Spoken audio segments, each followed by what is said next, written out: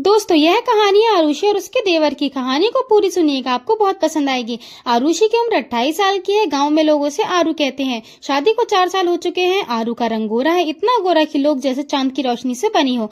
उसका कद 5 foot 5 inch का है, न ज्यादा पतली न ज्यादा मोटी, बस वैसी जैसे देखकर कोई भी मंत्रमुग्ध हो जाए। उसकी चाल में एक लय है, जैसे हवा में फूल झूम रहे हों। आंखें बड़ी बड़ी काजल से सजी हुई, होंठ गुलाबी, और जब हंसती है तो गालों पर तो छोटे छोटे डिंपल पड़ जाते हैं जो किसी को भी अपनी और खींच लेते हैं। शादी के बाद भी उसकी कमर वैसे ही बनी हुई है। लोग पीठ पीछे कहते हैं, अरे आरू की कमर तो जैसे किसी शिल्पकार ने नाप तोल कर तराशी हो। आरू की शादी हुई है विक्रम से, जो दिल्ली में एक कंपनी में जॉब करता है। विक्रम की माँ भी जिंदा है, लेकिन घर में देवर भी है। देवर का नाम है करण। उसकी उम्र 30 साल है, लेकिन करण पिछले 6 साल से पूरी तरह से लंगड़ा है। एक बार शहर में एक्सीडेंट हुआ था, बाइक से गिर गया और पैर की हड्डी टूट गई। डॉक्टर ने कहा था कि अब चलना मुश्किल है, लेकिन कोशिश से थोड़ा सुधार हो सकता है।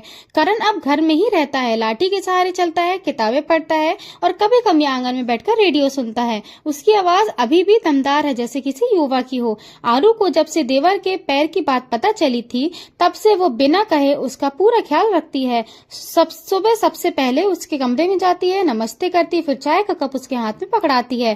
करण की उंगलियां जब कप पकड़ने को आरू के हाथ को छूती है तो आरू हल्के से हाथ खींच लेती है, लेकिन मुस्कुरा भी देती है। करण को उसकी मुस्कान दिखती है और वो खुश होता है। उसकी खुशबू से पता चलता है कि आरू आई है। उस सुबह की बात है। आरू सुबह 6:30 बजे उठी, नहा धोकर नीली सलवार सूट पहना, दुपट्टा कंधे पर डाला और करण के कमरे में गई। कमरे में हल्की हल्की धूप आ रही थी। करण बिस्तर पर लेटा था। आरू ने धीरे से कहा, देवर जी उठिए ना, चाय बन गई है। करण ने करवट बदली और हाथ बढ़ाकर बिस्तर के किनारे का टटोला। आरू ने फट से उसका हाथ पकड़ा लिया और सहारा देकर उठाया। उसका हाथ गर्म था, उंगलियां मजबूत। आरू ने उसे बिस्तर से उतारा और कुर्सी तक ले गई। करण ने कहा, आरू आज तूने नया परफ्यूम लगाया है क्या? बड़ी अच्छी खुशबू आ रही है। आरू ने हंसते हुए कहा, हाँ देवर जी, बाजार से लाई थी, आपको पसंद आई? करण ने गहरी सांस ली और कहा, बड़ी अच्छी है, जैसे कोई फूलों का बगीचा हो। आरू ने चाय का कप उसके हाथ में रखा, उंगलियां फिर छुई। इस बार आरू ने हाथ नहीं खींचा, वो बस कप सही रहकर बोली, धीरे धीरे पीजिए, गर्म है। करण ने एक घूंट लिया और कहा, तेरी उंगलियां भी तो गर्म है भाभी, आजकल हाथ बहुत नरम हो गए हैं तेरे। आरू शर्माकर बोली, देवर जी आप भी ना बस चाय पीजिए। करण ने फिर घूंट लिया और कहा, आरू आज मुझे नहाना है, आज शुक्रवार है और मुझे मंदिर भी जाना है। आरू ने कहा, ठीक है देवर जी, मैं अभी बाल्टी भर देती हूँ, आप नहा लीजिए। फिर वो रसोई में गई, गर्म पानी तैयार किया, नहाने का साफ किया, फिर आकर करण का हाथ पकड़कर उसे नहाने के कमरे तक ले गई। दरवाजा अंदर से बंद नहीं था, बस पर्दा डाला हुआ था। आरू ने बाहर खड़े होकर कहा, देवर जी मैं यही हूँ, कुछ चाहिए तो बोल दीजिएगा। करण ने अंदर से कहा, हाँ भाभी, बस लोटा थोड़ा ऊपर रख दें, मुझे हाथ नहीं लग रहा। आरू ने पर्दा थोड़ा सा हटाया, सिर्फ हाथ अंदर किया और लोटा ऊपर रख दिया। उसकी चूड़ियां खनकी। करण ने आवाज से समझ लिया और हाथ बढ़ाकर लोटा ले लिया। उसकी उंगलियां फिर आरू की कलाई पर रुकी।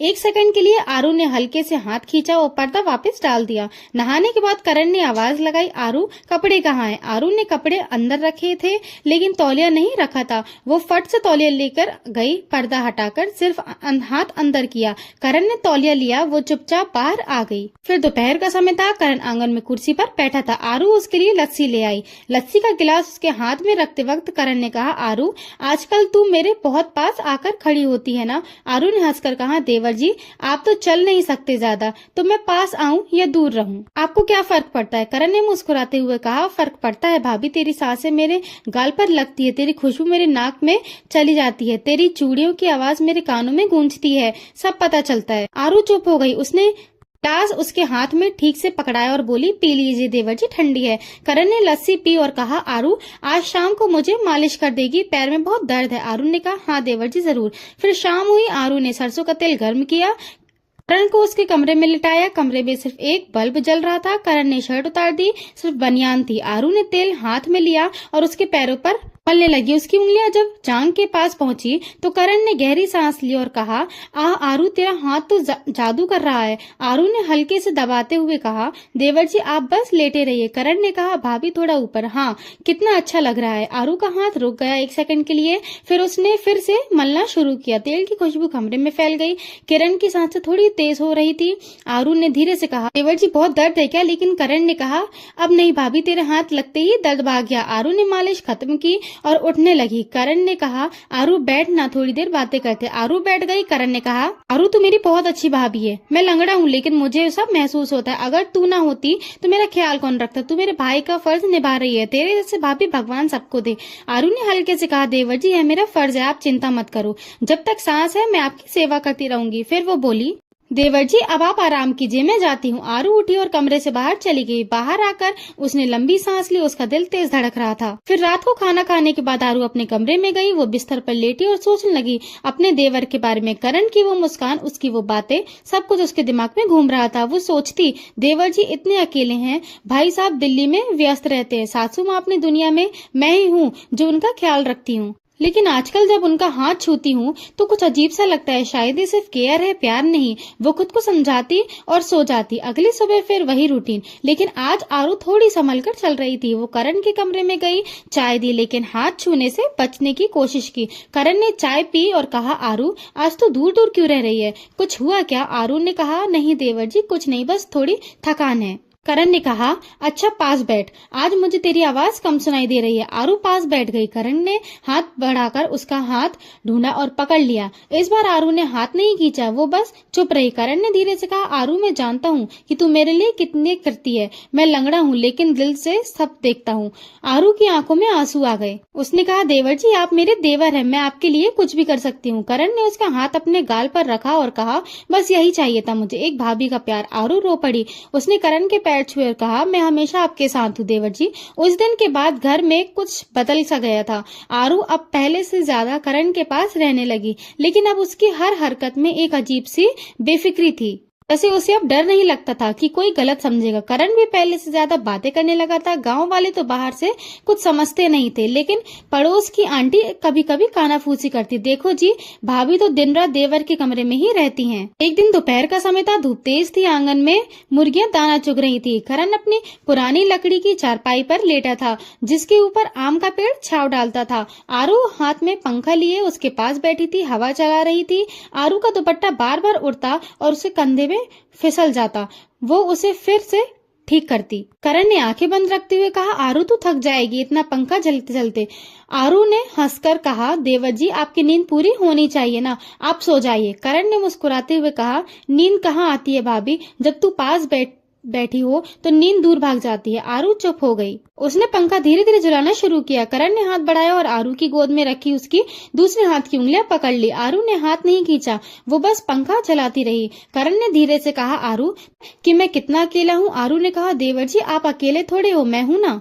लेकिन करण ने उसका हाथ अपने सीने पर रख दिया और कहा, हाँ तू है, बस तू ही है, लेकिन अगर मेरी पत्नी होती तो बात अलग होती। आरू का हाथ वहीं रुक गया। उनके हल्के से हाथ दबाया जैसे दिल की धड़कन चेक कर रही हो। करण की धड़कन तेज थी। आरू ने धीरे से कहा, देवर जी आपकी धड़कन बहुत तेज चल रही है, कोई बीमारी तो नहीं? करण ने कहा, तेरे हाथ लगे हैं ना इसलिए। आरू ने हाथ नहीं हटाया, वो बस सोचती रही। शायद वो सोच रही थी कि देवर जी के दिल का चेकअप कराना चाहिए। फिर दिन बीतते गए। आरू का दिन अब करण के इर्द गिर्द घूमता था। सुबह चाय नाश्ता, दवा, मालिश, बातें, सब कुछ। सासू माँ खुश थी, बहू देवर का इतना ख्याल रखती है, लेकिन आरू के मन में एक उलझन थी। वो सोचती है केयर है या कुछ और, लेकिन नहीं, देवर जी मेरे परिवार हैं।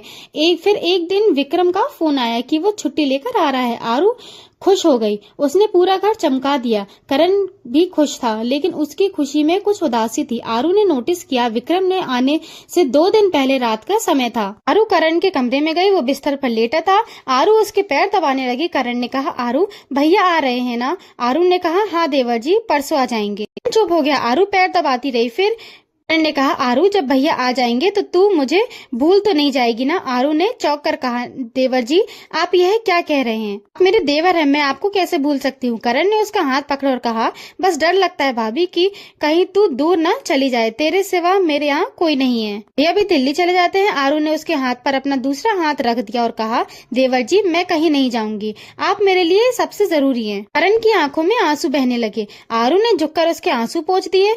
उस रात वो देर तक उसके पास बैठी रही। फिर विक्रम आया, घर में रौनक आ गई, लेकिन आरू का ध्यान अभी भी करण पर ही था। विक्रम को लगा कि उसकी बीवी बहुत अच्छी भाभी है जो देवर का इतना ख्याल रखती है। वो खुश था।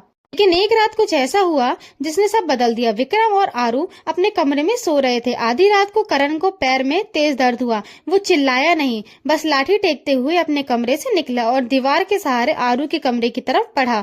दरवाजा खुला था, वो अंदर आया और बिस्तर के किनारे बैठ गया। आरू की नींद खुल गई। उसने देखा तो घबरा गई। आरू ने फुसाते हुए कहा, देवर जी क्या हुआ? करण ने पैर पर हाथ रखकर कहा, बहुत दर्द हो रहा है भाभी, लगता है आज पैर ने साथ छोड़ दिया। आरू ने फट से विक्रम को जगाया। विक्रम ने गाड़ी निकाली और तीनों हॉस्पिटल पहुंचे। डॉक्टर ने कहा, पैर की नस दब गई है, लेकिन समय पर लाए हो वरना ऑपरेशन की नौबत आ जाती। करण 3 दिन हॉस्पिटल में रहा। आरू दिन रात उसके पास रही। विक्रम को दिल्ली का काम था, वो आता जाता रहा। आरू ने 1 मिनट के लिए भी करण का हाथ नहीं छोड़ा। जब करण होश में आया तो पहली बात जो बोली वो आरू के लिए थी। करण ने कमजोर आवाज में कहा, आरू तू मेरे पास है ना? आरू ने रोते हुए कहा, हाँ देवर जी मैं हूँ, हमेशा रहूंगी। करण ने उसका हाथ दबाया और कहा, भाभी मैंने आज तक किसी को नहीं बताया, लेकिन मेरे पैर का इलाज संभव है। दिल्ली में एक डॉक्टर है, बहुत पैसा लगेगा। मैंने कभी कहा नहीं क्योंकि मैं नहीं चाहता था कि कोई मेरे लिए इतना खर्च करे। ने चौंकर कहा, देवर जी आप चुप क्यों थे? करण ने कहा, क्योंकि मैं लंगड़ा रहकर भी खुश था। तेरे हाथों से खाना खाता था, तेरी आवाज सुनता था, तेरी खुशबू महसूस करता था। मुझे इससे ज्यादा कुछ नहीं चाहिए था, लेकिन अब लगता है भगवान ने मुझे दूसरा मौका दिया है। विक्रम ने कहा, करण पैसा कोई इशू नहीं है, मैं सब संभाल लूंगा। 3 महीने बाद करण दिल्ली गया। ऑपरेशन हुआ। पहली बार जब पट्टी खुली